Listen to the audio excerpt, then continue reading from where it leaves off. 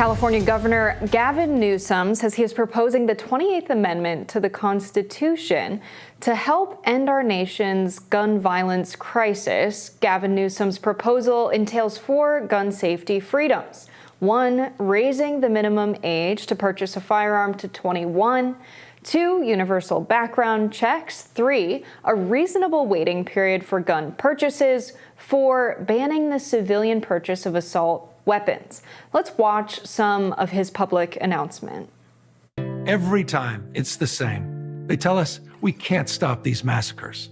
They tell us we have to stand by and watch tragedy after tragedy unfold in our communities. They say we can't stop domestic terrorism without violating the Second Amendment, and that thoughts and prayers are the best we can do. I'm here to say that's a lie.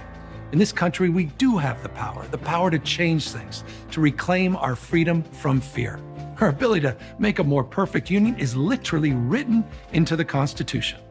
So today, I'm proposing the 28th Amendment to the United States Constitution to do just that.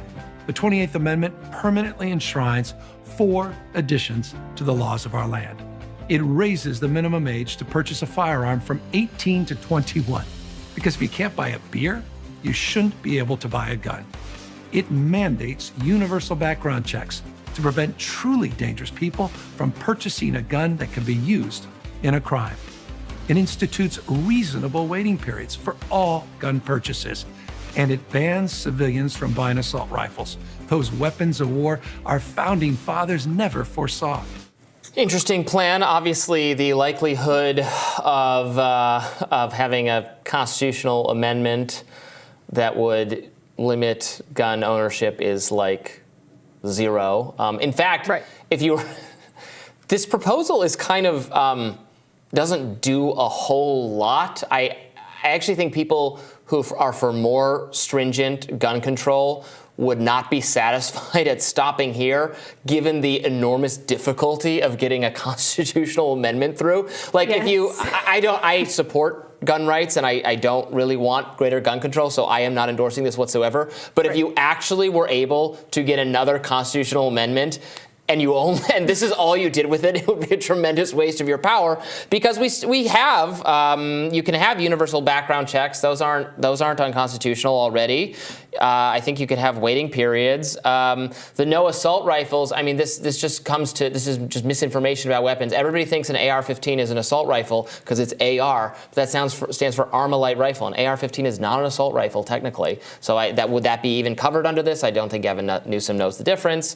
And, raising I take the point that it's ridiculous that you can buy a gun but not a beer. I mean, I think the drinking age is actually too high, and we should generally extend the privileges of adulthood at a younger age than 21. But right. No 18 to 21 guns, with the exception of if you serve in the U.S. military.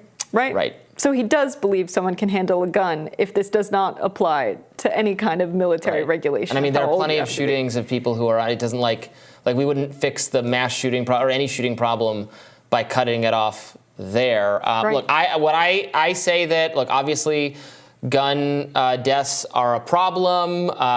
They're actually mostly having to do with like one-off handgun incidents, while the kind of mass shootings with assault-style weaponry is what captivates us because of the horror of it, and the images in the media. Mostly we're dealing with one-off violence and crime and suicides with handguns. A lot of the crime is committed with guns that are illegal anyway, in that the person was not legally allowed, had as a prior conviction or a prior something of that nature, and isn't supposed to be carrying a gun. So because we're not already enforcing those laws enough, I don't really see the value in having new laws, but I'm fine with background checks and those kinds of things. I agree. The proliferation of guns in the United States is at the point where if you want one, you can get one without going through a background check or getting one new from a gun store. So a lot of this is irrelevant. Then we have his approach of a constitutional amendment, which is going to require a 2/3 vote instead of a simple majority. Why didn't he just write a bill?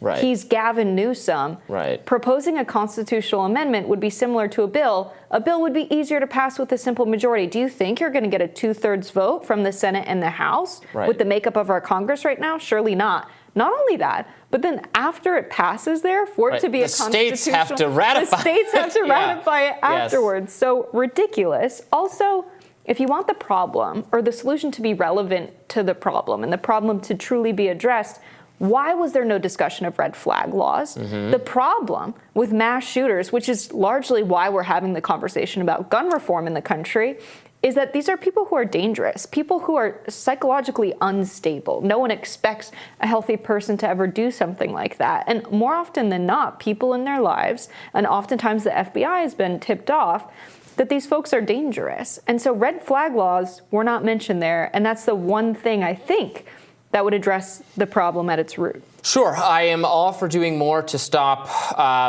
disturbed individuals from obtaining weapons. I think red flag laws can make sense in theory, although I'm a little worried about just kind of surveillance culture of like snitching on your neighbors. But you're absolutely right that in many of these cases, the individual is known to law enforcement who did nothing. So then the idea of creating more laws and more reasons for law enforcement to have an interaction with people to arrest them or to take their guns, like if you're already uncomfortable in the society with the amount of law enforcement going on, as many progressives are, what do you accomplish by creating, like, do you want the police to go door to door disarming people? Most progressives don't want that, I don't think, right? They don't even want people prosecuted to the fullest extent of the law that we already have. So if you're not willing to do that, I don't want this to become an excuse to just disarm people who are lawful gun owners, who don't do anything, who use guns safely. That obviously that does not describe everyone who has a gun. A lot of people do a lot of bad things with guns. How do we stop them? But we do have laws already designed to handle that, and we're not enforcing them, or law enforcement's priorities are bad. The FBI is asleep at the wheels. I think we have a lot of problems. Maybe you would. I think it's plausible you reduce the risks of suicide if you have guns out of the home. But I mean, as a libertarian, I'm very unwilling to curtail other people's rights if someone is going to use a right badly to harm themselves. As sad and difficult as that can be, I don't want to. Like, that's not you who has a gun, a firearm, and to keep uses it to feel safe in your home, or to walk down the street in an unsafe environment, or for hunting or something, and you never misuse your firearm. I don't really want to limit your right to do that. From a moral or ethical standpoint, the law should be more concerned with people using guns to harm others. Right. In which case, if you are Gavin Newsom, your priority is I want to get something done about the mass shootings. Introduce a bill for red flag laws and nothing else.